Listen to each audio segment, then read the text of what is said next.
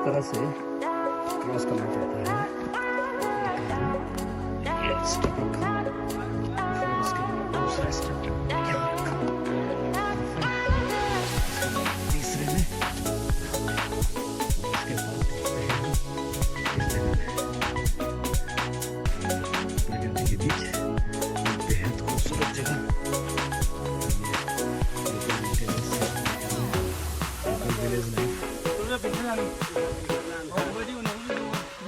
नमस्कार सर। नमस्कार। यहीं रहते हैं? खाना बन रहा है?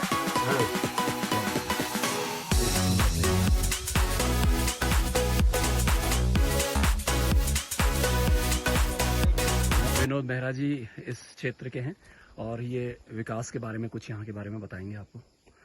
यहाँ की जो गडरी है, गडरी बहुत फेमस है। यहाँ की गडरी हो गई, मूली होगी। लॉकडाउन में हमारे प्रवासी लोग जो यहाँ पे आए थे तो उन लोगों ने यहाँ पे मूली उगाई थी। कम से कम 5-5 किलो की मूलियाँ यहाँ पे उगी हुई थी जी। और यहाँ पे लाइट की जो है, यहाँ पे लाइट है ना पानी कुछ नहीं है।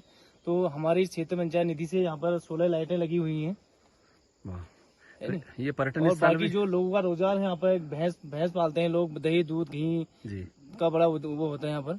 तो बरसात में तो यहाँ काफी घास होती है। हाँ, बरसात में बहुत घास है इधर, है नहीं। और ये क्या व्यवस्था? पानी एक छोटा सा नौला नीचे है जिससे लोग पीते हैं उससे। यहाँ पर रहते हैं लोग यहाँ पे। यहाँ पे तो बहुत अच्छा पर्यटन स्थल बन सकता है अगर इसको विकास में चाहें यहाँ के स्थानीय लोगों की मदद के द्वारा। जी, आप क्या सोचते हैं इस बारे में? तो मैं तो सोचता हूँ कि ऐसा हो जाए तो और भी बढ़िया है यहाँ के लिए। आगे आगे हमारा बिनसर हो गया, लमगड़ा हो गया, तो यहाँ का बहुत अच्छा प्लेस बन सकता है, ट्रैकिंग रूट बन सकता है हम लोग का। कौसानी से हम जब मेन कौन सा गांव है जहाँ से हमने ये पहले हम कौसानी से आएंगे, डोनी गांव पड़ता है जी। डोनी से फिर हम नीचे डोनी में 2 घरवाड़ तो हो गए, वहाँ से हम स्टार्ट हुए, अभी ट्रैक करते हुए हम ऊपर को लौटे। तो अभी हम एको में पहुंच चुके हैं। अभी यहाँ से हम 4 किलोमीटर आगे बिनसर महादेव बिनसर जाएंगे, जहाँ भी लोग यहाँ पे खत्ता में रहते हैं लोग वहाँ पे जी। और बिनसर महादेव का मंदिर है, वहाँ भी दर्शन करते हुए हम फिर अभी वहाँ से अपना गिरासीना निकलेंगे। हाँ, बहुत अच्छा जी। ठीक है, थैंक यू सर। ओके। हाँ, तो पानी इस तरह से निकल रहा है कि आप बड़ा शुद्ध पानी है, मतलब आप इस पानी को पी करके बहुत आनंद कर सकते हैं। यहाँ से निकलते हैं तो हम पहुँचते हैं शिवालय, और ये शिवालय इस ट्रैक के बिल्कुल बीच में पड़ता है।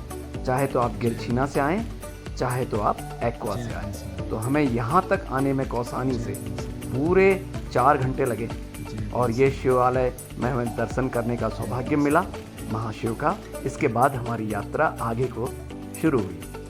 तो रास्ते वही अनजाने घास के बीच में से जानने वाले लोगों से संपर्क करते हुए, आसपास के लोगों से पूछते हुए और विनोद मेहरा जी के सानिध्य में हम आगे बढ़ते चले गए। घना जंगल था बांज का, और बांज के जंगल में एक सबसे बड़ी बात होती है वो ये कि यहाँ पे बरसात में जौंकें लगनी शुरू हो जाती हैं, जिसे लीच कहते हैं। लीच का इस्तेमाल कैंसर थेरेपी में होता है, लेकिन यहाँ पर बात कुछ और है। हमें जो जौंकें लग रही थी, बड़ा डर था, तो इसकी वजह से हम संभल के कदम रख रहे थे और बीच बीच में देखते भी जाते थे कि कहीं जौंकें हमारे ओर आक्रमण तो नहीं कर रही हैं। तो सभी के पैरों में जौंक लगी थी, और जहाँ भी हम कुछ ऐसी जगह देख रहे थे जहाँ पे बैठने का हो, जो कि पूरे जंगल को गुजरने के बाद शायद ही किसी जगह पे मिलता था, तो वहाँ बैठ के हम ये चेक करते थे। बाकी पूरा रास्ता फर्न और लोकल हर्ब्स और वनस्पतियों से भरा हुआ था।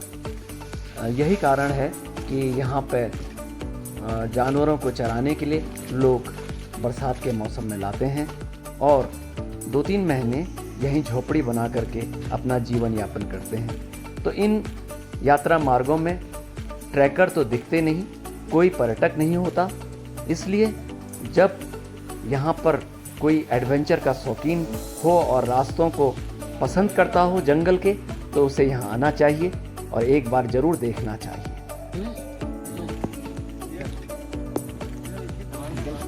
स्प्रे भी लाए थे यार हम। स्प्रे से निकालो तो स्प्रे कहाँ डाला हमने? जो अंदर तो नहीं घुस गया, नमक डाल के निकाल रहे हैं। बस खत्म हो रहा है इसका हिसाब, नमक डालते ही खत्म हो जाएगा। अभी 0 हो गया। आजा बेटा, अभी 0 बाहर आओ। दो सर। कैसा हो गया नमक डालते ही है? खत्म हो गया, जो भी जितने लगने चाहिए वो लग नहीं रहे हैं। हाँ जो कम है। ये आ रहा भैया, जिंदा है, पीछे चढ़ जाएगा आपके।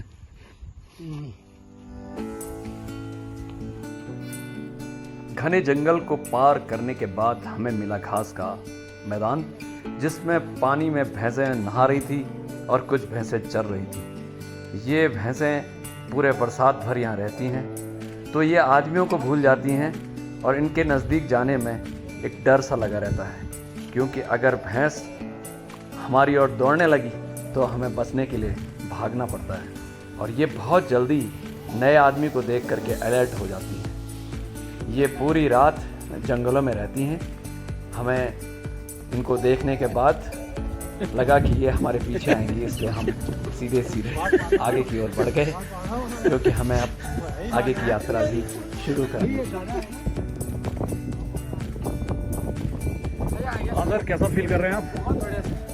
15 किलोमीटर चलने के बाद आपको क्या महसूस हो रहा है? नहीं, अभी हमारी एनर्जी काफी बची हुई है और लग भी रहा है कि करेंगे और कुछ, लेकिन मजा आ गया सर सच्ची भाई। कौसानी के लिए तो इसका क्रेडिट आपको जाता है सर। नहीं, मेरे को नहीं, ये मैं तो कभी जिंदगी में नहीं सोचा था आप कौसानी के लिए करिए और कौसानी से इस ट्रैक को प्रमोट करिए। हमारी तो शुभकामनाएं हमेशा। नहीं, ये रैकी ट्रैक है।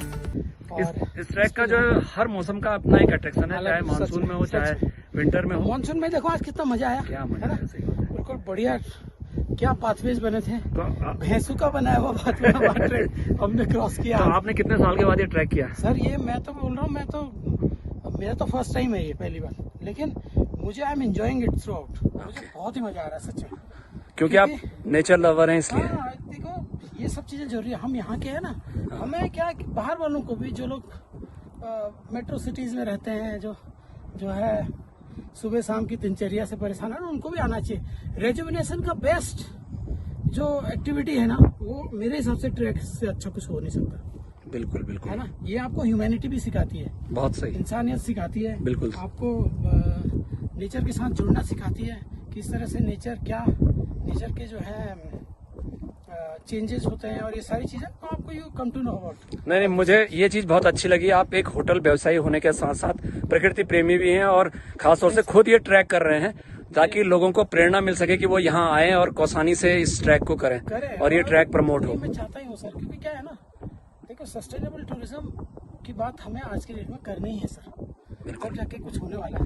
और लोग आए, खाली सनराइज सनसेट देख के मौज मस्ती करके ना जाए, यहाँ आए, लोगों से मिले, ये ट्रैक करें। आखिर हम पहुंच गए गिरिछीना। ये वो जगह है जो सोमेश्वर से बागेश्वर को जोड़ने वाली सड़क के बीच में आती है और हमारे गणानाथ वाले ट्रैक का भी आधा रास्ता पूरा हो जाता है। यहाँ पे हमें मुर्गे मिले और साथ में एक दुकान थी जिसमें हमने चाय नाश्ते का आनंद लिया। गिरिछीना से गणानाथ का ट्रैक लगभग 12 किलोमीटर का है और ये रास्ता भी पुराने रास्ते की तरह जंगलों से पूर्ण है। यहाँ पे भी किसी पर्यटक को नहीं देखा जा सकता है, क्योंकि ये पुराने ज़माने के रास्ते हैं और अब कोई इन रास्तों में एडवेंचर ट्रैकर के अलावा चलता ही नहीं है। तो पूरन जी ने, जो बहुत अच्छे बर्ड वॉचर हैं, हमें रास्ते में लैमोर गियर और साथ में कई बर्ड्स को दिखलाया, जो कि एक बहुत रोमांचक अनुभव था। साथ में पूरन जी ने हमें लोकल हब्स के बारे में भी जानकारी दी। आज रात हमें मिस्टर भाकुनी जी, जो प्रभाकर भाकुनी जी हमारे मित्र हैं, उनका फार्म बसौली में है, वहाँ रुकना है, क्योंकि इससे आगे की यात्रा आज पूरी करना संभव नहीं हो पा रहा है। तो यही हम लोगों ने आज इरादा किया है।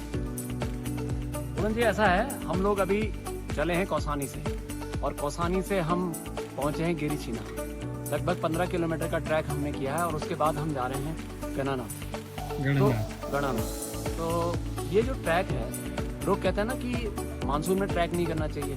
मैं कहता हूँ कि जब आप माउंटेन में नहीं जा सकते हैं, हाई एल्टीट्यूड में नहीं जा सकते हैं, तो आपके पास ट्रैकिंग के ऑप्शन होने चाहिए। आप इस ऐसे ट्रैक को करिए जो कि मानसून में किए जा सकते हैं। ये एक ऐसा ट्रैक है जो पुराने जमाने का बद्रीनाथ मार्ग है। हम इसे सर्च करके ट्रैकर्स को लाने की यहाँ पे व्यवस्था करेंगे, ये हमारे दिमाग में है। बस एक ही चीज से बचना है हमें, वो क्या है, लीचेस। यहाँ पे जौंके बहुत है क्योंकि यहाँ पे ओक फॉरेस्ट है। अदरवाइज यहाँ पे everything, you can see the wild life, you can see birds And Himalayas, Himalayas also, but in not in monsoon. pine forest and oak forest. Okay ये कहा जाता है ना, जब तुम थोड़ा चलना रास्ता है वो। शुरू करोगे ना, तभी तो मंजिल तक पहुंचोगे। तो यही इरादा करके हम लोग निकले थे कौसानी से गणानाथ की ओर।